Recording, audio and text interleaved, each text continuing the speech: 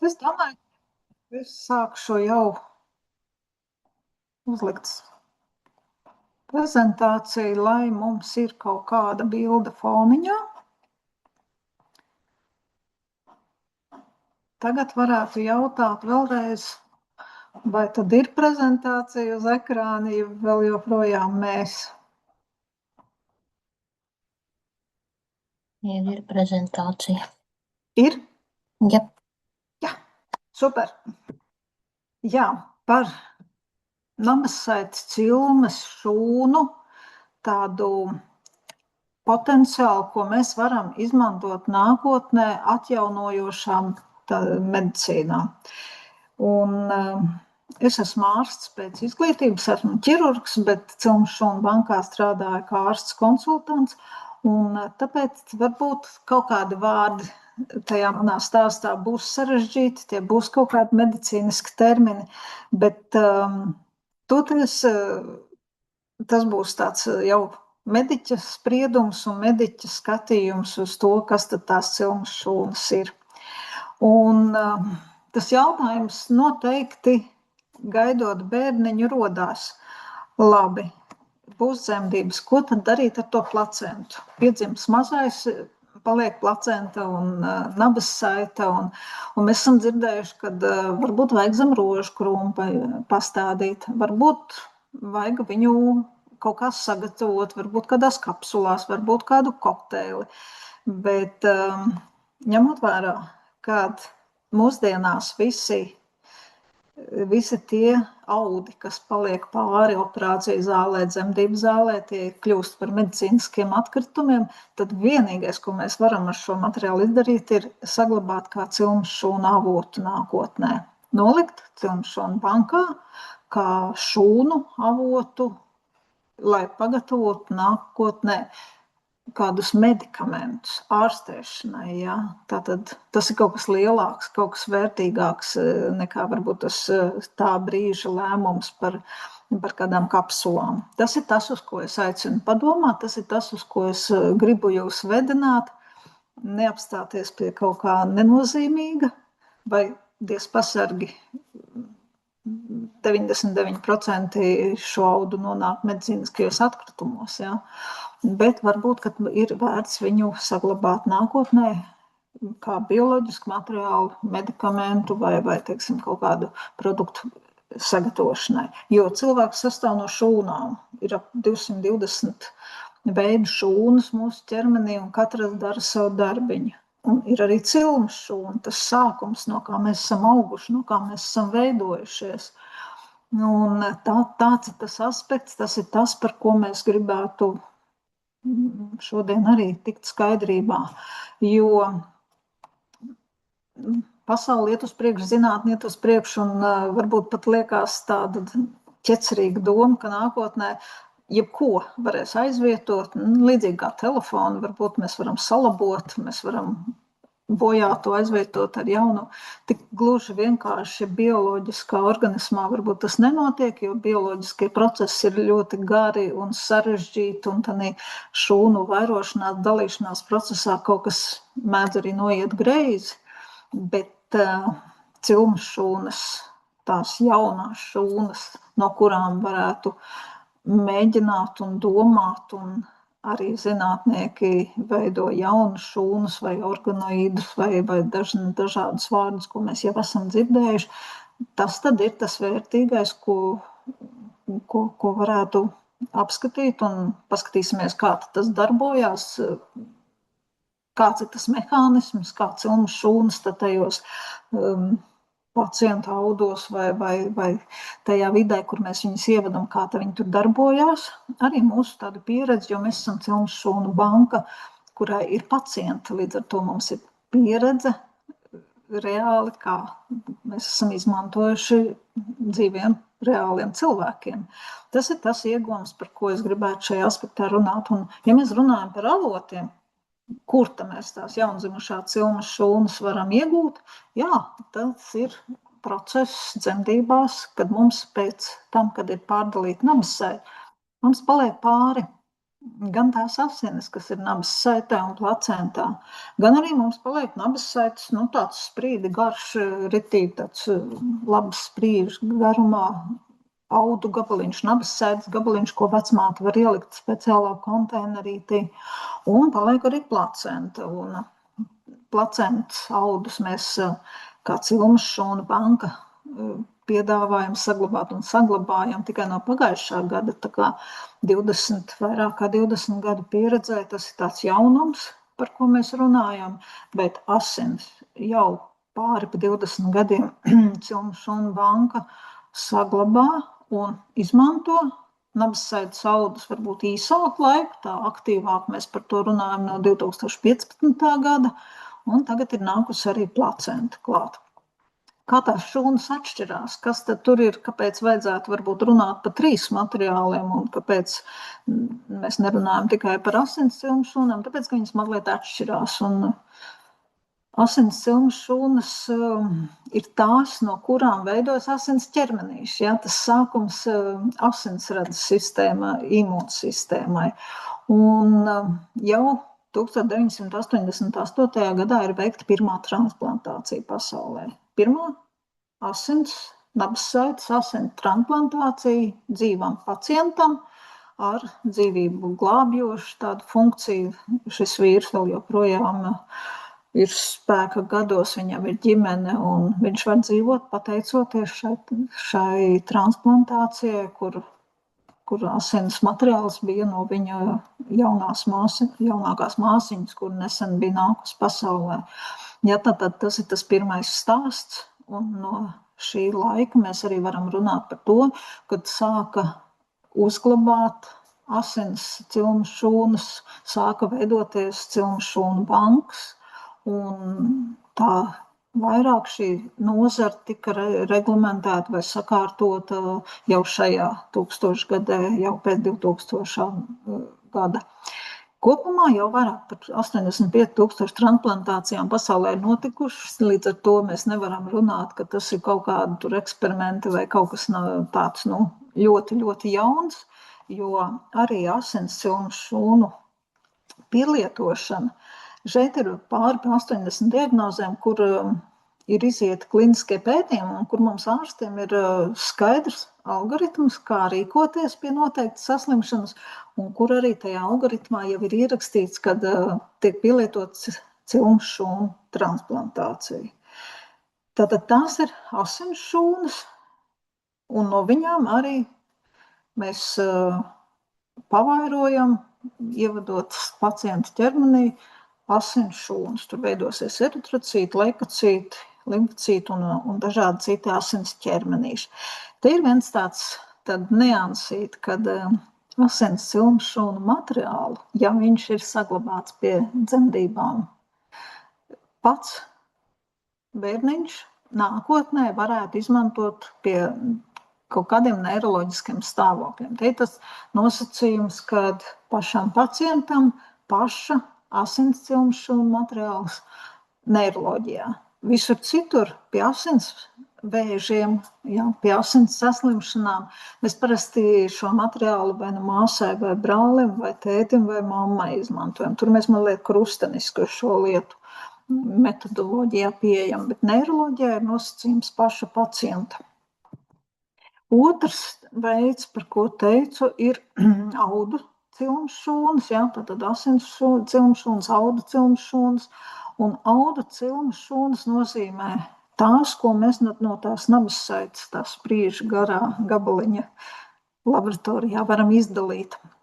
Laboratorijā izdala no šūnas, mēs liekam uz barotnēm, pavairojam un jau bankā noglabājam jau tādu materiālu, kurš ir pavairots, kurš ir pārbaudīts, kurš ir gatavs pēc atsaldēšanas, tad, kad būs tā nepieciešamība augt un vairoties. Un šīm šūnām ir noteikts arī tāds uzdevums, ka viņam noteiktā laika periodā ir jāveido noteikts skaits koloniju. Un par audu cilmu šūnām kādreiz ir tā, ka viņas neaug vai nevairojās. Tie varbūt ir tie retie gadījumi, kad nav iespējams audu materiālus saglabāt. Kādreiz ir jautājums par to, vai visos gadījumos var saglabāt paņemtās cilmes šūnas. Tad šī gadījumā var būt situācijas, statistika ir nežēlīga. Pasaulē statistika saka, ka tie ir apmēram 10% gadījumi.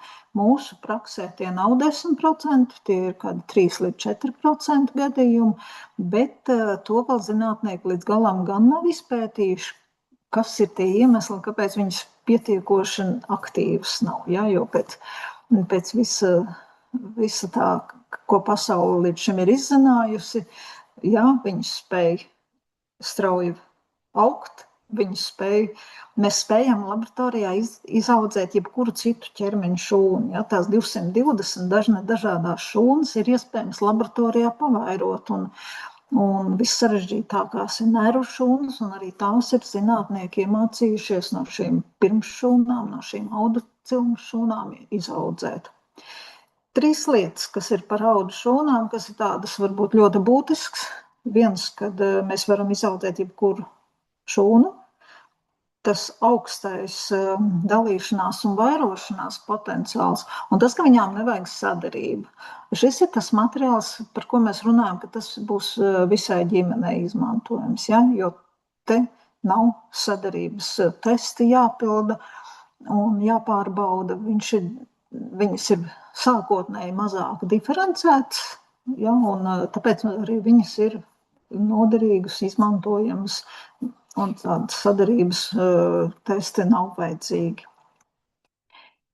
Šeit gan viņas sauc par mezenhimālām šūnām, un šeit gan jāsaka, ka lielākoties ārstēšanas metodas ir vēl klinisku pētījumu stadijā, tādā izpētes stadijā, un tāpēc arī mediķu sabiedrībā, ne tikai kopumā, bet arī mediķu sabiedrībā pastāv tāda zināma skepse. Un tad, kad mēs runājam, ka varbūt mēs varētu izmantot cilmes šūnu terapiju, tad vienmēr atrodas kāds, kurš sarauc pieru un saka, tās jau visas tur tādas eksperimentālas terapijas, un tur, kas to zina, kas tur sanāks.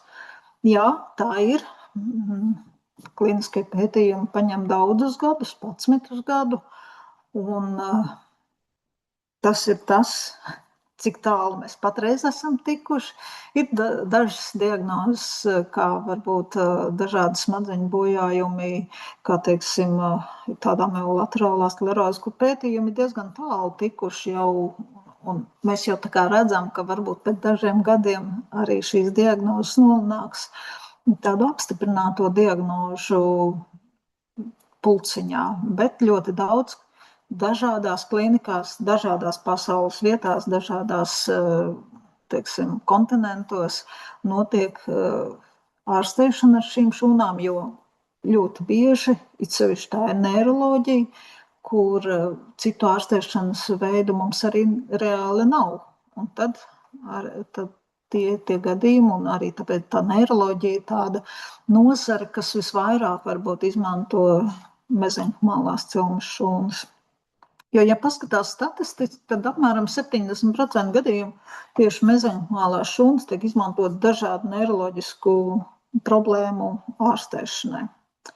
Lūk, un tad ir placenta. Placenta, nevis viss tas lielais gaļas gabals ir interesants, bet placentā, tur, kur no placentas atdalās nabassaite, tieši tas rajons, tur ir tā saucamās placentas, mezenhimālās cilmes šūnas, un lai arī tas nosaukums ir mezenhimālās cilmes šūnas, bet viņas mazliet atšķirās no tām, kas mums ir nabassaitē. Un, kā es kādreiz saku, tad nabassaites šūnas ir tuvāk bērniņam, un placentas ir tā kā tuvāk mammai. Līdz ar to viņām mazliet ir atšķirības, ir arī dažas diagnozes, kur pagaidām tādā zinātnes līmenī, kur ir arī pierādīts, ka tieši placentas mezenhimālās šūnas darbojās, savukārt nabassaites mezenhimālās šūnas nav devušas efektu. Ja? Bet ko praktiski tas mums varētu dot, ja pie dzemdībām arī izlemjot saglabāt placentu, tas, ka mēs iegūstam tādu vēl lielāku šo mezeņkmalo šūnu skaitu. Mēs iegūstam tātad divējādas mezeņkmalās šūnas, un kopumā arī tas pavairošanas laiks laboratorijā saīsinās, jo mums ir vairāk šūnu. Placentas šūnas līdz šim ir pierādīts, ka ātrāk spēj dalīties un vairoties, un arī placentas mezeņkmalām šūnām ir zinātniekiem izdevies pierādīt, ka tomēr vairāk tos šūnu tipus mēs varam no viņām izaudzēt. Līdz ar to,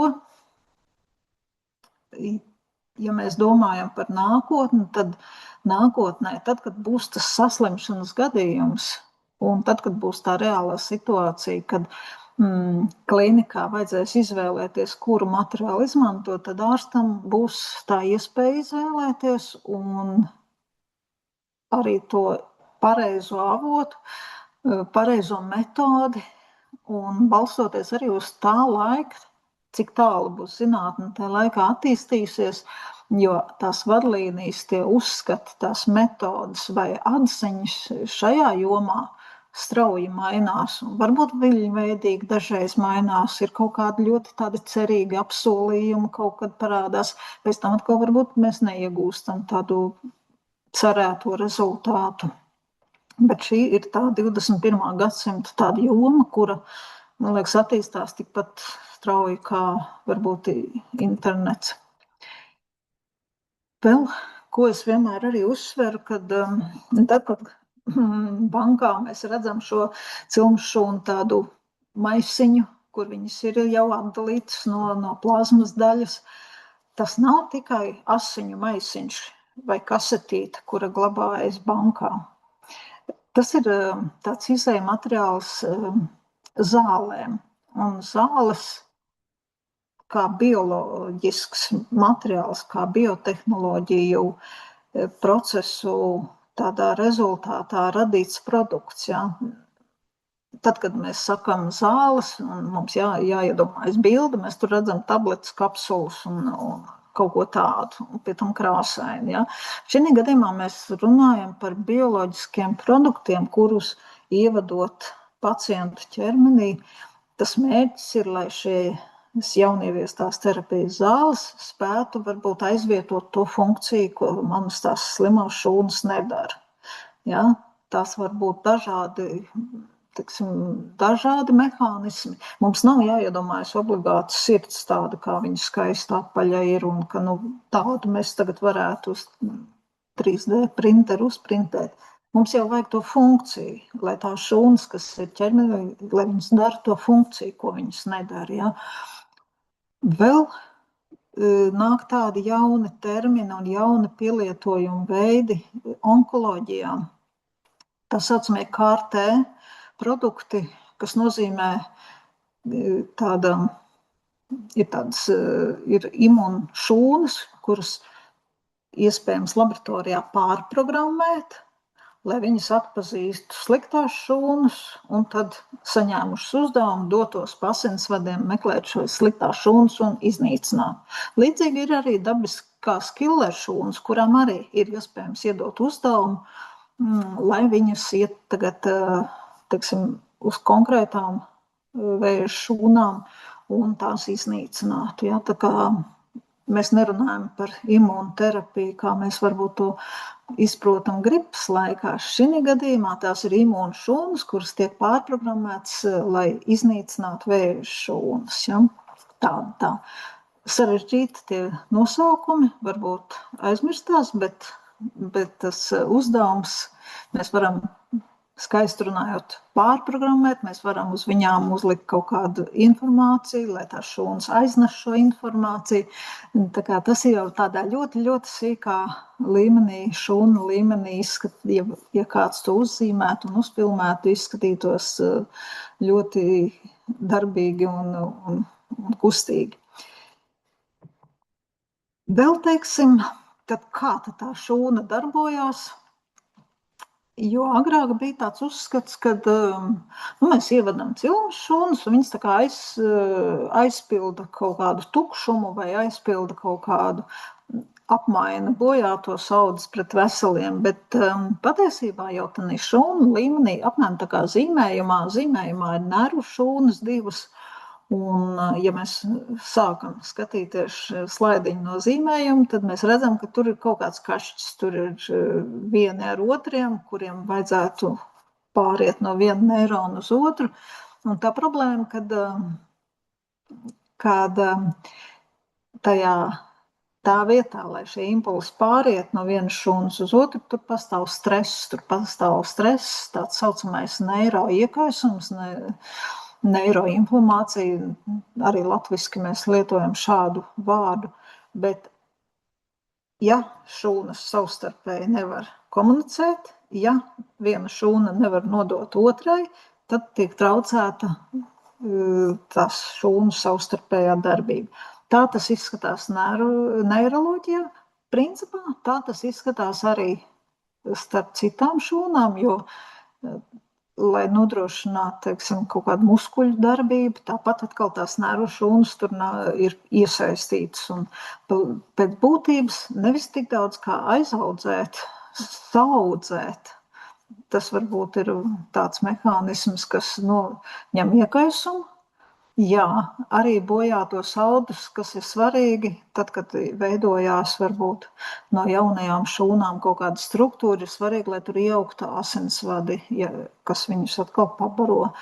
To visu stimulē jaunās šūnas, viņas veido vidi. Jā. Un līdz ar to nevis rētaudi ieaug tajā bojātajā varbūt vietā, bet ieaug jauni audi. Līdzīgi kā varbūt, ja mums ir rētas uz ādas, tur mēs ļoti skaidri redzam, vai mums āda skaisti sadzīst, vai tur izveidojās kaut kāda neglīta rēta. Ja?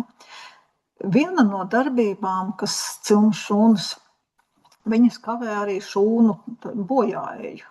Šūnas aug, nodzīvo dzīvi, kaut kad iet bojā.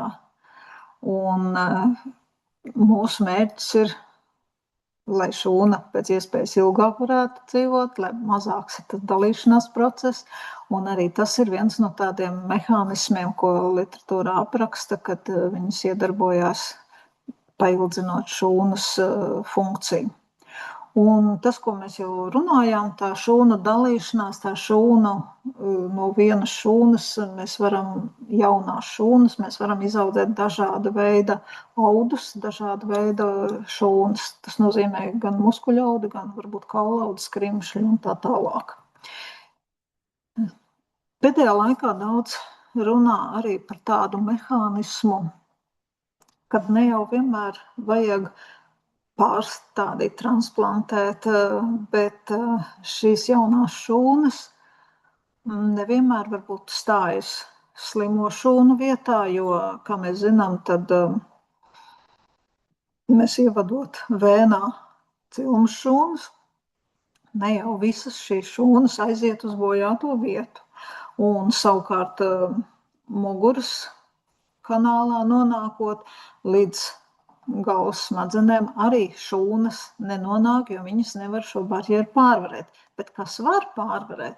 Var pārvarēt šie citokīni vai eksosomas, un tas nozīmē, ka tie produkti, ko šūna izdala, mums nevienmēr vajag pašu šūnu tur, lai viņa var aiziet līdz mērķim. Mums pietiek, ka viņa aiznes šīs vielas, un tās vielas tās jau tad ir pietiekoši sīkas, tie ir šūnas kaut kādi fragmentiņi, kuri arī spēj šķērsot šīs organismu barjeras. Un ar ko citokīnu no eksosomām atšķirās viens, ka citokīni ir tāds signālu vielas, kas saka, reku ir slikti un reku vajag ātri darboties. Un tad pārējās šūnas sarosās un izdara savu darbiņu. Savukārt eksosomas ir jau tādas komplicētākas veidojums, kas satur ne tikai to, ka kaut kas ir jādara, bet viņas zina arī, kā to padarīt. Ja? Tad tāda kompleksāka tā funkcija, gan tā gan tā instrukcija, gan arī varbūt ir kaut kādi šūnas elementi, vai tie ir kaut kādi noteikti proteīni, vai varbūt kaut kādi fragmenti, tātad tie instrumenti, lai to bojājumu varētu likvidēt. Un arvien vairāk un vairāk mēs arī runājam par to, kad iedarbojās šie šūnas tādi, produkti, ko šūna ir pārnesusi. Es tādas vēl pie osteoartrīta, ja, pie kaulu iekaisumiem, pie locītavu iekaisumiem arvien vairāk mēs runājam par tādu, kā tās šūnas tur darbojās, un arī paskatīsimies, kāda ir ādas atjaunošanās. Ja par locītavām, te jau līdzīgi, ja mēs bildēs paskatoties, kāpēc mums sāp tā locītava, kāpēc tas ceļgals varbūt pēc 40, kā nu kuram sāk varbūt reaģēt uz kaut kādām kustībām, un kāpēc viņš ir stīvāks vai sāpīgāks vai teiksim, krakšķi kādreiz. Ja? Arī tāpēc, kad skrimšļu jauda nodilst, un tās amortizējošās vielas arī izzūd, un tas veido tādu kaula iekaisumu. Kauls jau līdz brieduma gadiem viņš gan aug, gan noārdās vienlaicīgi. Un kaut kādā laikā tā noārdīšanās varbūt ir straujāka nekā tā atjaunošanās. Un tas ir tas brīdis, kad arī parādās šīs iekaisums, ja, tāda nolietojuma rezultātā. Un šī gadījumā mezeņkamālās šūnas, kad mēs ievadam locītavā, viņas ne tikai varbūt nomāca to iekaisumu, bet arī mazbišķi to imūno vidi izmaina, lai mēs nereaģētu tik sāpīgi uz ārējiem faktoriem. Mazbišķi tās nervu galus notrulina, lai viņi tik ļoti nereaģētu. Un tādā veidā tas pirmais, varbūt, ko mēs jūtam, ir tas, kas samazinās sāpes. Bet stimulējot atjaunošanās procesu, augšanas procesu, līdz ar to arī tā atjaunošanās iespēju robežās tiek veicināta. Te ir jāsaprot, ka, ja mēs runājam par ceļgaliem, par meniskiem, par krusteniskajām saitēm, tas ir vēl iespējams tajā, varbūt, periodā, kad tie skrimšļu audi mums vēl ir, kad viņi varbūt nav tā nodiluši, kad traumatologs skatās, ka tur jau jāliek ir tad metāla ceļgals, ja, kamēr mums ir audi, ko atjaunot. Un ādas saslimšanām, ādas, teiksim, bojājumu gadījumos, princips jau visos gadījumos ir diezgan līdzīgs, jā. Veicināt atjaunošanos, veicināt jaunu šūnu dalīšanos, vairošanos, šī gadījumā, lai brūce sadzītu. Brūces var būt dažādas. Tie var būt ļoti lielie, plašie apdegumi un tīri, teiksim, arī tāda ādas atjaunošana varbūt kā anti-aging, tādā virzienā skatoties, ja mēs gribam būt ilgi jauni un skaisti. Bet par apdegumiem ļoti būtiski tas ir tajos gadījumos, kur ir ļoti lielie, plašie apdegumi, kas ir varbūt arī locītavās, kas vēlāk veido audu savilkumu un mazina funkciju. Jo viens ir rētas un kosmētika, otrs tīri funkcionāli, tad, kad apdegums sadzīst, lai to roku, kāju, pirkstus varētu arī pacients kustināt.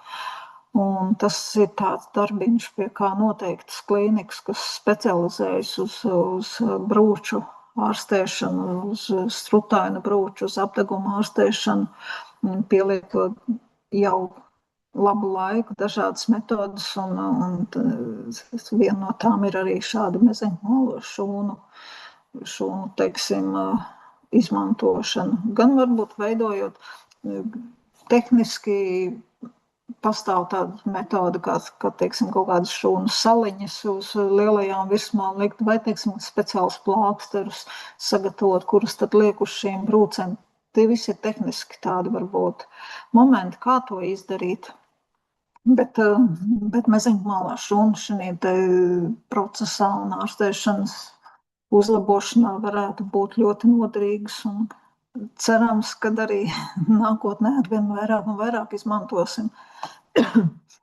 Šeit jau arī dermatoloģijā ļoti daudz tiek runāts tieši par šiem augšanas faktoriem, tie citokīni un egzosomas, par kurām es runāju iepriekšējā slaidiņā, jo tie atjauno paša resursu. Ja? Tās nav tās šūnas, varbūt liekas, ko mēs uzliktu pa virsu un kurām jāiedzīvojas, bet tas būtu, un mēs izmantojam abus mehānismus, gan to, kā palīdzēt mūsu pašu, varbūt organismam atjaunoties, gan arī to jauno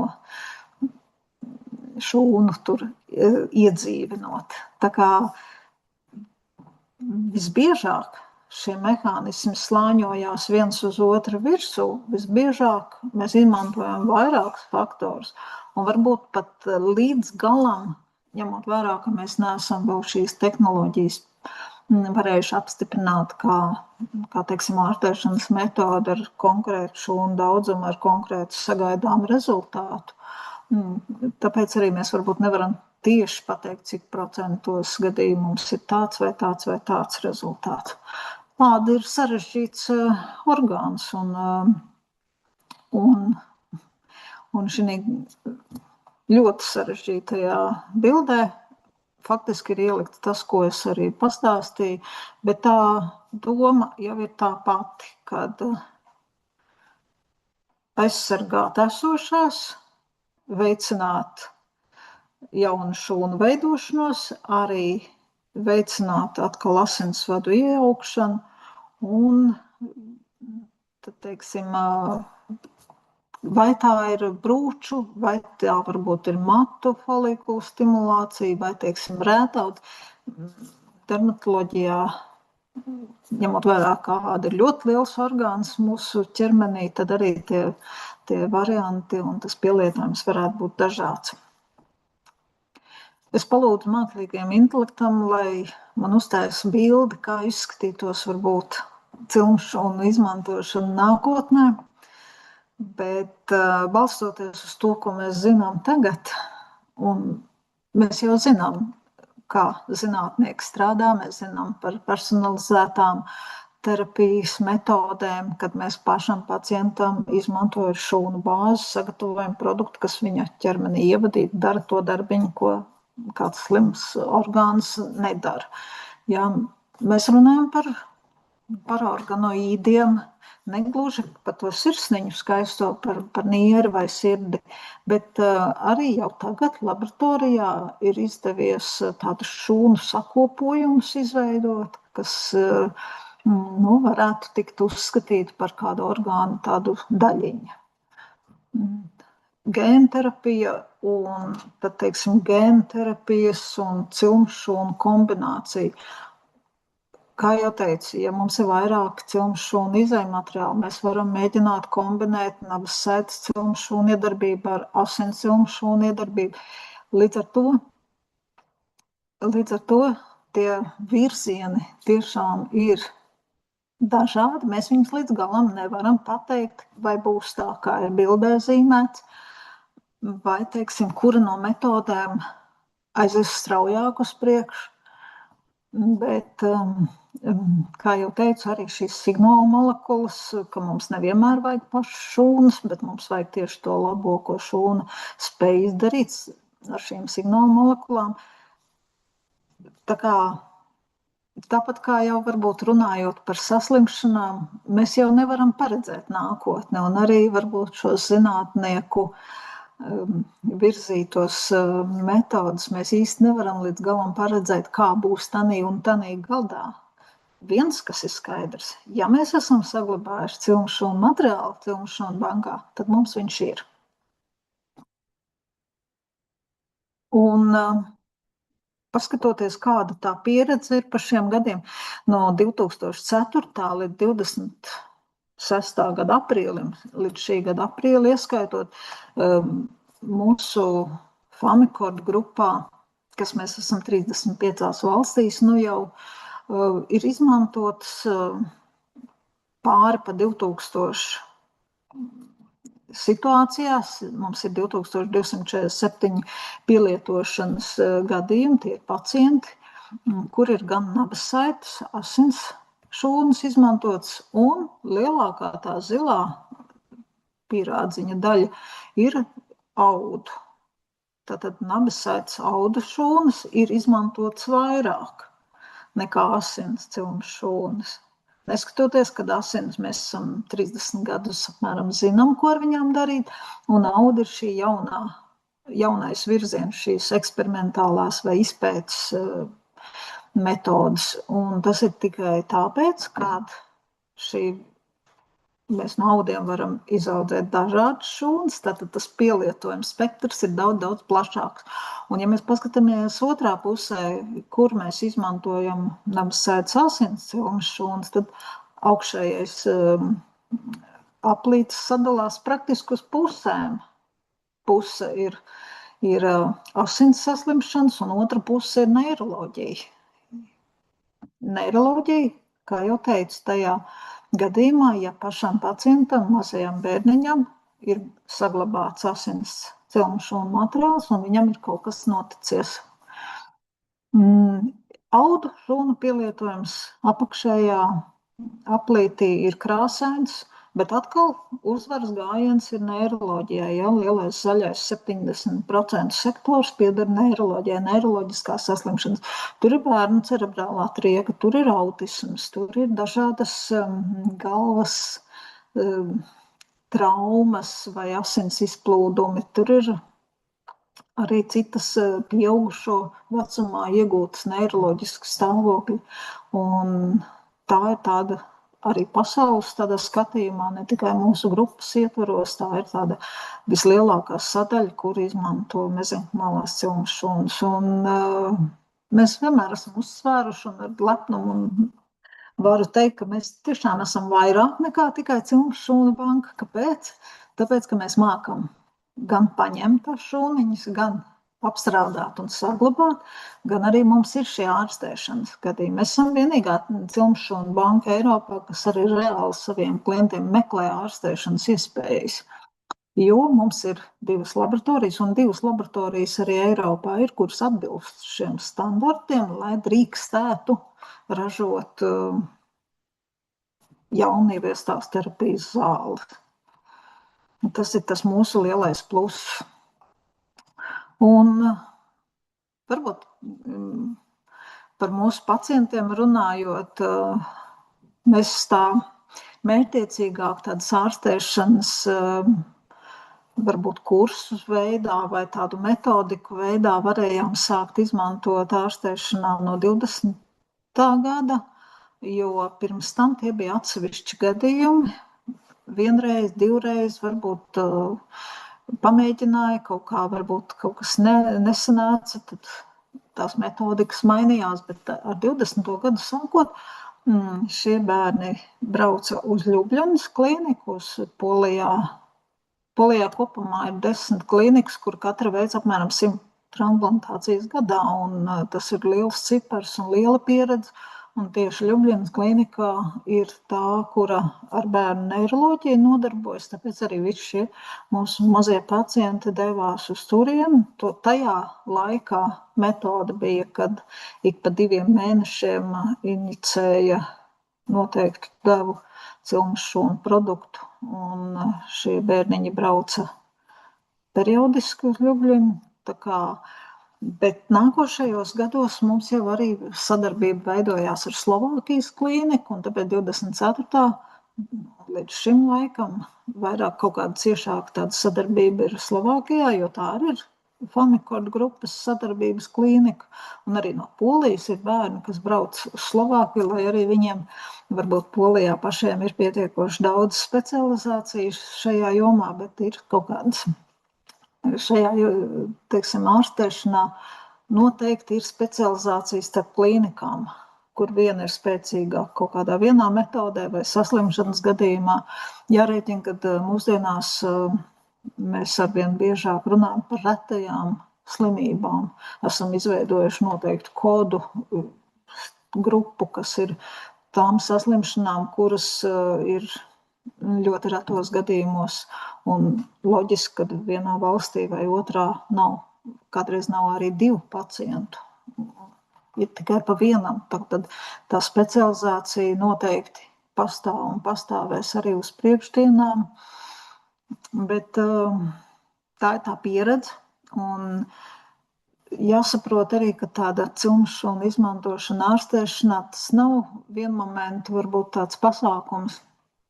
Ja mums ir kaut kāda infekcijas saslimšana, mēs antibiotikas nedēļu palietojam, tā kā esam veseli. Datoru mēs paņemam, pārstartējam, vai varbūt mēs viņu atdodam datoru speciālistam, viņš to izdara. Tas ir tāds vienmomentu pasākums.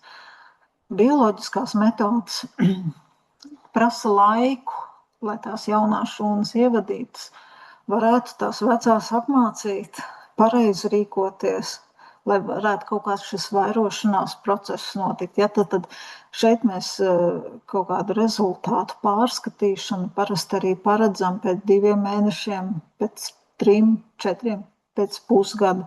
Ļoti liela daļa pētījumu ir, kur metodikās tiek kā tāds periodiskums ir pusgads. Ievada produktu, pēc pusgada salīdzina, atkal pēc gada.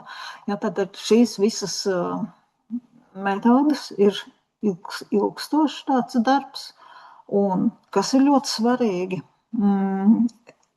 ir īpaši varbūt tādos neiroloģiskos stāvokļos, jūs redzat arī, kā ar mūsu bērniņiem strādā fizioterapija. Tātad fizioterapija, rehabilitācija kombinācijā ar šo atjaunojošo terapiju. Tad arī tiek panāks tāds labāks efekts. Kā tad tas notiek pie dzemdībām? Apmēram tā arī notiek, kā šai bildītē, jo tad, kad ir pārdalīta nabasēta, kad mazais ir laimīgi saticies ar mammu, un viņi ir aizņemti viens otram izsūdzēt, cik grūti kuram ir bijis, un šo procesu vada vecmāte. Tādēļ, lai paņemtu cilmšūnas pie dzemdībām, nav jāsaīsina nabasētas pārdalīšanas laiks. Teiksim, dzemdības tāpēc nav jāpasteidzina vai tā pārdalīšana nabasētas nav jāpasteidzina. Kaut gan arī šeit pastāv kaut kādi loģiski un arī pasaulē apstiprināti standarti, jo tad, kad jūs jautājat par to, vai tur varētu to darīt pēc 10 un cik minūtēm, pēc būtības Pasaules veselības organizācija ir apstiprinājusi, ka mazajam, tik cik mazajam, pēc dzemdībām ir vajadzīgs tas laiciņš, ko nabasētē būtu jāpunktē.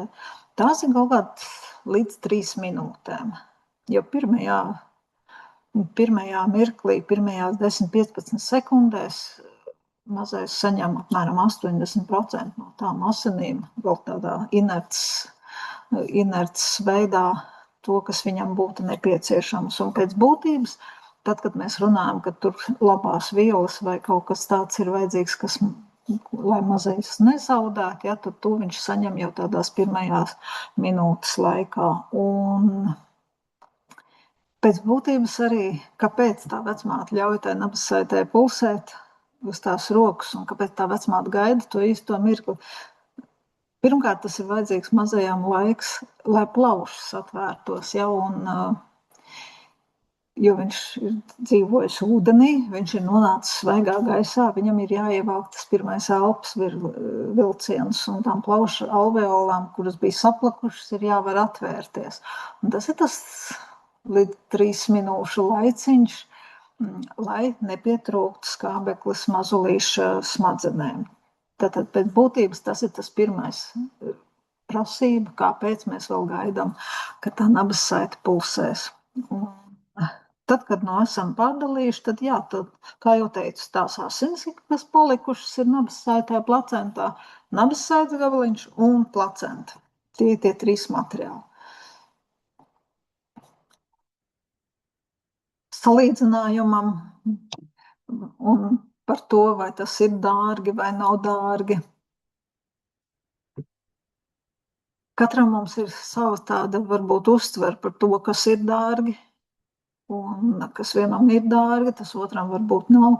Ir kādreiz, kur mēs runājam birojā un it sevišķi tēti salīdzina, tas ir apmēram tā kā jaunu datoru nopirkt. Es esmu ielikusi to oranžu iPhone kā tādu salīdzinājumu, bet jāatcerās, ka pasaule arī kļūst mainīgāka, mēs kļūstam mainīgāki gan etniski, gan, teiksim, uz tā fona. Ar katriem gadiem arvien grūtāk un grūtāk ir atrast saderīgu donoru. Un šis ir tāds nopietnas aspekts, kad saglabātais cilmšūnu materiāls varētu arī nākotnē izrādīties tāda vienīgā atslēga atrast donoru ģimenē. Tā statistika nav labvēlīga nākotnē. Statistika saka, ka aizvien grūtāk un grūtāk būs šo donoru piemeklēt. Un tas ir tas mirklis pēc dzemdībām. Un lēmumam, protams, ir jābūt izsvērtam, vai saglabāt cilmšūnu materiālu vai nesaglabāt. Un vai tikai pirmajam bērnam, varbūt tikai pēdējam, varbūt man vajag visiem mazuļiem saglabāt. Bet nevajadzētu šo mirkli tā viegliprātīgi palaist vējā. Un joprojām mēs šeit cilmšūnu bankā strādājot, runājoties ar pacientiem, tie, kuri jau meklē cilmšūnu materiālu un kuriem nav mūsu bankā materiāls saglabāts un kuriem nav kāds pateicis, ka tāda iespēja ir, ja? Tad es droši tā arī varu teikt, ka mums trūkst tā informācija un mēs turpinām izmest medicīniskajos atkritumos. Tāpēc aicinājums ir izsvērt šo jautājumu, un tas brīdis, kad paņemt cilmšūnu materiālu no nams saites, ir tieši tagad, kad mēs gaidām mazulīti. Pēc tam jau tas būs par vēlu, un lai nav žēl, lai nav vēlāk jānožēlo, kad es kaut kā par to nedomāju. Tas bija tas, ko es tā kā vēlējos jums pastāstīt. Es prezentāciju ņemšu nost un skatos, kad ir kaut kādi jautājumi parādījušies, tad jau laikam jāpieķers klāt. Jāna raksta, un Jāna pareizi raksta, kad viss jau izklausās labi. Vienīgi Latvijā neārstē ar cilmšūnām, un vai ārsti zina, kā ārstēt, un vai pašiem ir jāzina, kādas slimības ārstē, un jāmeklē, kur ārstēt, ja nepieciešams. Pilnīgi piekrītu jebkuram Jānas vārdam, ko Irna ir ierakstījusi, un Latvijā neārstē. Un Latvijā ir tā problēma, ka mēs esam arī maz. Mums ir grūti atrast vienādus pacientus, tas būtu viens. Otrs, mums nav pagaidām klinika, kura drīkstētu izmantot jaundzimušo cilmšūnas. Ar cilmšūnām tīri tas vārdu salikums un kaut ko dara šur un tur. Arī ir tāda multiplā skleroze, un multiplā sklerozes vienība bāzējās Austrumslimnīcā. Viņi izmanto cilmšūnu terapijas, bet tur ir arī noteikti noteikumi, kad jā, kad nē, bet ar jaundzimušā cilmšūnām Latvijā neārstē patiešām. Un ārsti nezina, bet tie ārsti, kas ir speciālisti savās jomās, ja tā ir runa, teiksim, neiroloģijā, es pieminēju multiplā sklerozes vienību, viņi zina, viņi to dara, viņi kooperējas ar asins, ar hematologiem, ja, un ģimenes ārsts nezinās. Patiesībā, jebkurš ārsts, tā kā es, to nav mācījies. Mums tā zinātne ir jauna. Atcerieties, ka es teicu, ka 88. gadā bija pirmā transplantācija. Mēs lielu daļu esam beiguši ap to laiku augstskolu, un tad mēs neko par to nebijām dzirdējuši. Ja? Bet tāpēc jau arī esam mēs, cilmšūnu banka, un es esmu ārsts konsultants Cilmšūnu bankā, ne tikai tāpēc, lai saprastu kā tas darbojās, bet es esmu arī tas cilvēks, kas meklē mūsu klientiem iespēju atrast ārstēšanu. Līdz ar to, kur ko dara, to es varu palīdzēt šajās situācijās. Eleganti vai, teiksim, tas ideāls, un tas droši vien būs pēc vēl kaut kāda laika, kad būs šie klīniskie pētījumi pabeigti un būs daudz diagnozes ārstu sarakstos, tad jau būs tā situācija, par ko Jāna runā, kad ārste zinās, kad ir tā metode, ka pie šīs saslimšanas tāda metode tiek lietot, un tad arī izpildīsies tas nosacījums, kas bieži vien ir ierakstīts, kad pēc klīnikas pieprasījuma Cilmšūnu banka nogādā materiālu attiecīgajā klīnikā. Ja, tu nevari pats pieprasīt un pats kaut kur aizvest un pats pateikt, reku, man ir Cilmšūnas un es gribu, lai tu viņus man tur ievadi. Ja. Tas ir tāds starp klīnikām, laboratorijām, zinātniekiem regulēts process, kas pasaulē notiek. Tas nav tikai šeit, starp Latviju, Poliju vai Latviju, Slovākiju. Tas ir globāls tāds pasākumu komplekss, kas nodrošina drošību šajā jomā, jo bioloģisks materiāls ir arī bīstams materiāls. Ja, tad tie ārsti, kuri jau tagad pie noteiktām diagnozēm izmanto Cilmšūnu metodas, tie zina. Pārējie, kam tas varbūt gribētos, lai visi zinātu vispār, ka tāda lieta ir, bet mēs arī saviem klientiem vienmēr sakam, ja jums rodas tās doma, kad varētu šo problēmu risināt, izmantojot Cilmšūnu terapijas, un tad griežaties pie mums, tad meklēsim atbildes kopīgas. Es ceru, ka Janai man izdevās atbildēt.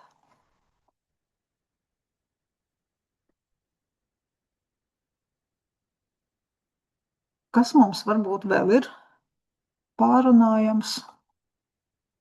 Droši jautājiet, jūs varat mierīgi arī atslēgt mikrofonu, un mēs neesam tik daudz, droši jautājiet, un mēs varam parunāt.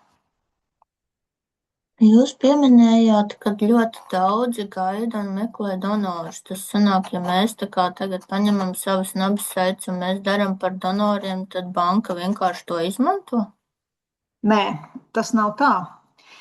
Mēs esam ģimenes banka, ja, un ģimenes banka nozīmē, ka tas ir ģimenes materiāls, īpašnieks ir mazais, kurš nāk pasaulē, un mēs nevaram viņu kādam atdot, vēl jau mazāk.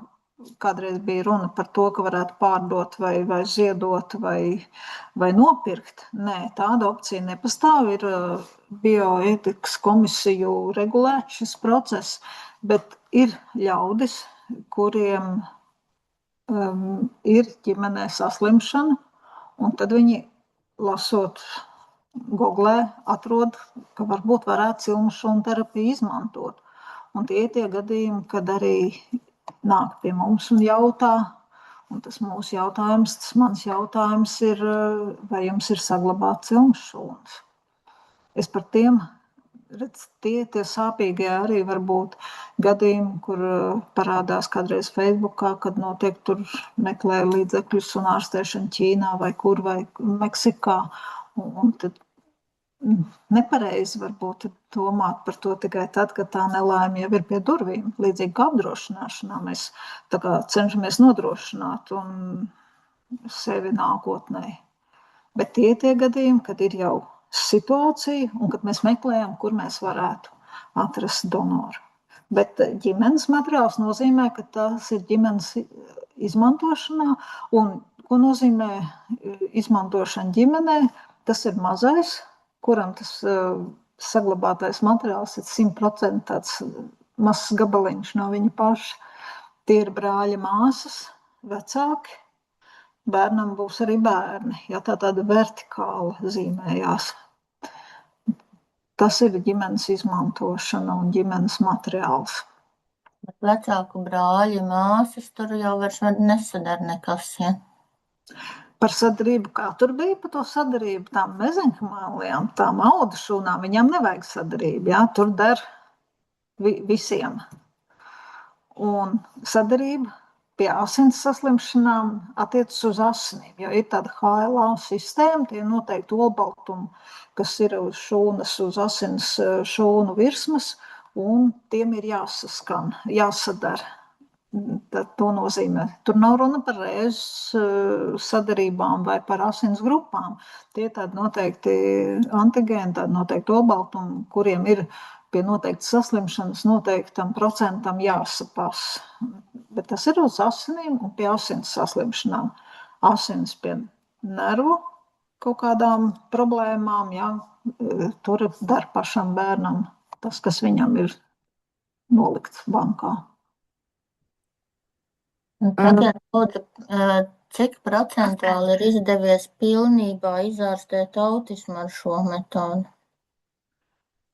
Noteikti, ka nepateikšu, un vai autismu var pilnībā izārstēt, un vai autisms ir slimība, tur mēs varam filozofiski aiziet ļoti tālu, jo autisms... Ne tikai autisms, bet jūs tur vēl visādas minējāt, jo principā šis ir vairāk tomēr tikai retajām slimībām, kam ir iedzimstības un tādas lietas vienkārši, cik ir izdevies tiešām izārstēt, nevis tikai uzturēt dzīvu. Jā, ja ir ļoti smagi stāvokļi, teiksim, tajās manās bildītēs, kur mēs, varbūt esat dzirdējuši, Ants, tāds stāstiņš ir no Alūksnes mazulīte, kas ļoti smagām traumām tika izņemta no ģimenes un audžu ģimenē nonāca. Mēs neviens, ne audžu ģimene, mēs nedomājam, ka mēs varam viņu pilnīgi izārstēt. Bet kas ir svarīgi šiem bērniem? Tas, kad viņi aug lielāki un vecāki jau atstās šo pasauli, tie bērni paliks vieni paši, un tāpēc tā bērnu vecumā, kamēr ir iespējams nervu sistēma plastiska kaut ko veidot, uzlabot, sakārtot, lai bērns varētu apsēsties, lai viņš varētu kaut ko paprasīt, lai viņš varētu sevi tikt galā, tas jau ir liels sasniegums šajās ģimenēs. Ir vieglāki gadījumi, kur varbūt ir kaut kāda viena kustība bojāta, un tur ir arī izdevies, mums ir arī Polijas mājas, mūsu mātes kompānijas mājaslapā ir tāds Adas stāsts, kur Ada devās ārstēties uz Amerikas Savienotajām valstīm, un viņai bija viena noteikta kustība, kura neizdevās veikt, un atbraucot mājās, viņa to roku, to pirkstu varēja pakustināt, ja? Bet tie ir vieglāki gadījumi. Ja mēs runājam par šiem ekstrēmi smagajiem bērniem, tur nebūtu godīgi apsolīt, kad viņam ievadīs cilmes šuns, viņš tagad aizskries un viņš būs baletdejotājs vai kā savādāk. Ja? Tur ir tas uzdevums cits. No, teiksim, guļu stāvokļa tikt kaut vai ratiņkrēslā, lai viņš var pārvietoties.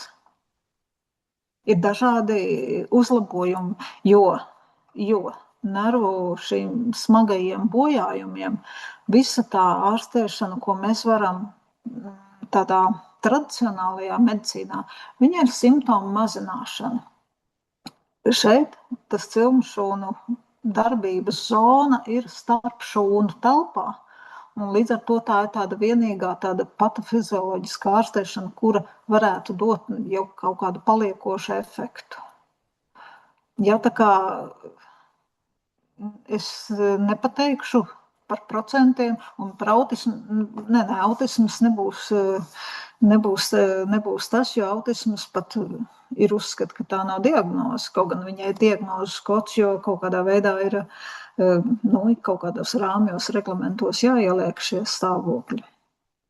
Tā kā neiroloģija ir, ļoti spilgts piemērs ir Austrālija, kur Austrālija pie bērnu cerebrālās triekas ir iekļāvusi mezenhmālo cilmšūnu terapiju valsts apmaksātā terapijā. Ja? Tātad viņiem ir spēcīga pacientu biedrība, viņiem ir spēcīgas klīnikas, kuras izmanto mezenhmālo šūnu, šādu tēlu ievadīšanu, un viņiem ir izdevies arī sakārtot to, kad bērniem līdz 6 gadu vecuma kad vēl ir iespējams kaut ko labot varbūt tajā nervu sistēmā, kad valsts apmaksā šīs mezeņkmalās cilnu šūnu terapijas, un tas ir tāds ļoti liels lēciens, jo nekur citur Eiropā tas tā pagaidām nenotiek.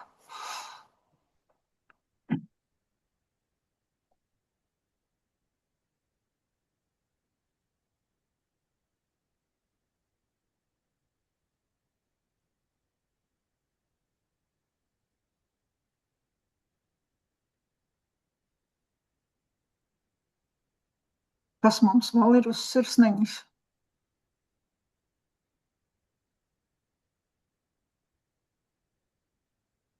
No jautājumiem es tagad vairāk neko tādu ierakstītu neredzu. Ja es esmu atbildējis vairāk vai mazāk uz to, ko jūs jautājāt, un droši vien vajadzēs, kas ir laiks, jūs apdomāsiet to, ko es pastāstīju, un ir vērts mūsu mājaslapā arī varbūt paskatīties gan teiksim, to informāciju, kas ir par cilnu šūnām, gan arī varbūt aiziet dziļāk, pastudēt.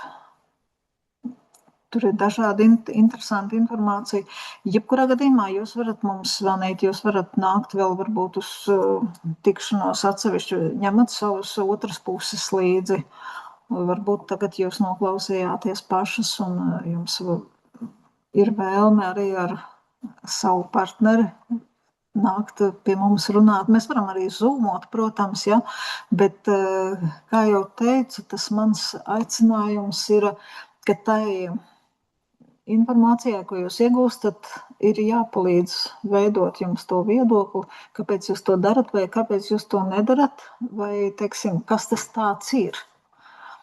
Ja, jo paredzēt nākotni, vai viņas būs vajadzīgas, arī man ir, es esmu mazmeitiņai uzdāvinājusi šādu cilnu šūnu servisu, un ticiet man, galīgi man nav vēlme šim materiālam ķerties klāt kādreiz.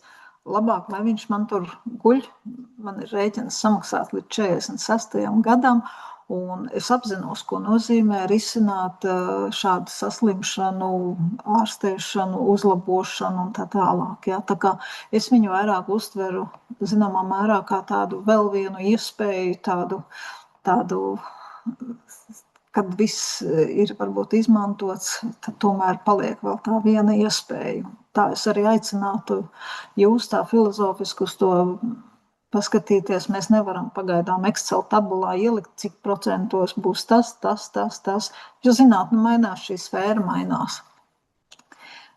Tā kā aicinu jums apdomāt, nākt uz tikšanos, nākt interesēties, varam papildus arī zūmot.